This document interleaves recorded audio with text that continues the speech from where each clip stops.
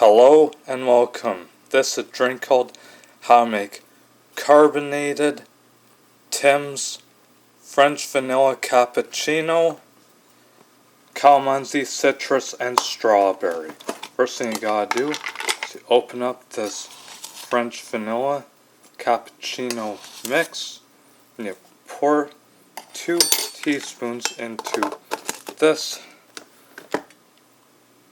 mug. Then after that, you fill it with hot water, and after that, you pour in the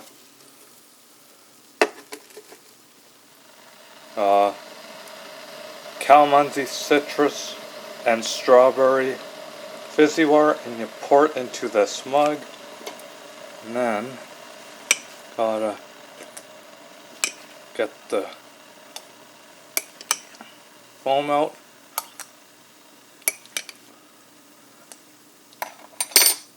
Then after that, pour in